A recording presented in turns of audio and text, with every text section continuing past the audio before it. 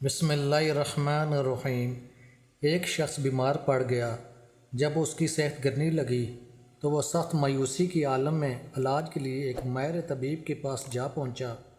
طبیب نے مریض کی نبض دیکھی اور مکمل معائنہ کرنے کے بعد اس نتیجے پر پہنچا کہ یہ شخص چند روز کا مہمان ہے، لیکن پھر بھی اس نے مریض کا حوصلہ بڑھایا اور اس سے کہا، تم بہت جلد ٹھیک ہو جاؤ گے، بس تم خوش رہا کرو اور جو تمہارا دل چاہے وہ کرو۔ آج سے تم اپنی مرضی سے جیو اور جو تمہارے ذہن میں آئے بلا ہچکچاہٹ کر گزرو، کیونکہ ہچکچاہٹ اور پرہیز تمہاری بیماری بڑھائیں گے۔ طبیب سے ملنے کے بعد مریض نے اپنے دل کی بات مانی اور چہل قدمی کے لیے دریا کی طرف چل دیا۔ اس روز موسم بہت خوشگوار تھا اور مریض بھی خود کو بہتر محسوس کر رہا تھا۔ جب وہ دریا کے کنارے پہنچا تو اسے وہاں ایک درویش دکھائی دیا۔ وہ دریا کے پانی سے ہاتھ پاؤں دھو رہا تھا۔ درویش کو دیکھ کر مریض کے دل میں خواہش پیدا ہوئی کہ اس کی ننگی گردن پر ایک تھپڑ رسید کیا جائے۔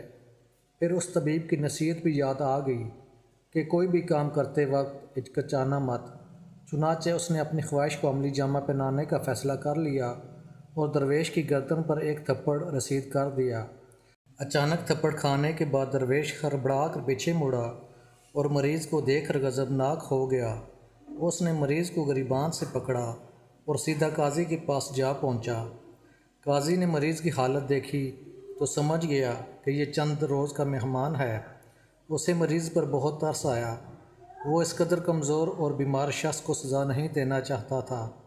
اس نے درویش سے کہا، تمہارے پاس کتنی رقم ہے؟ درویش نے جواب دیا، صرف 6 سکے۔ قاضی بولا، 3 سکے خود خرچ کرو اور باقی 3 سکے اس بیمار آدمی کو دے دو اور شکایت نہ کرو۔ ادھر بیمار آدمی کی نظریں اب قاضی کی گردن پر تھی۔ وہ دل میں سوچ رہا تھا کہ تھپڑ لگانے کے لیے قاضی کی گردن کتنی زبردست ہے۔ چنانچہ وہ فوراً قاضی کے پاس گیا اور یوں ظاہر کیا جیسے کوئی بات سرگوشی کے انداز میں کہنا چاہتا ہے، مگر جیسے ہی قاضی بات سننے کے لیے آگے کو جھکا، مریض نے اس کی گردن پر تھپڑ رسید کر دیا۔ چند لمحے کے لیے تو قاضی بری طرح بوکھلا گیا۔ وہ سمجھ ہی نہیں پایا تھا کہ اسے کس چیز نے ضرب لگائی ہے، لیکن اس سے پہلے کہ قاضی منہ کھولتا، بیمار آدمی نے کہا، اب تم دونوں کو میرے مخالفین سمجھا جا سکتا ہے۔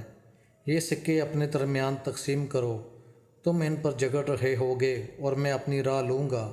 یہ کہہ کر وہ بھاگ کھڑا ہوا۔ اس کے فرار ہوتے ہی قاضی نے تھپڑ سے تاؤ کھانا شروع کیا تو درویش نے کہا، جب مجھے تھپڑ مارا گیا تھا تو تم نے الٹا مجھے ہی سزا دی۔ اگر تم نے ماضی میں بھی اس قسم کے فیصلے کیے ہیں تو یہ بڑی شرم کی بات ہے۔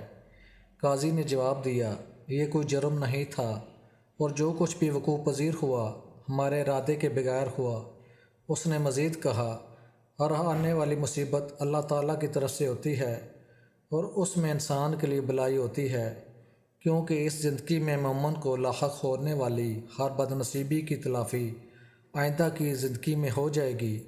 اس لیے ہمیں اپنی قسمت میں لکھے ہر دکھ اور مصیبت کے سامنے سر تسلیم خم کر دینا چاہیے۔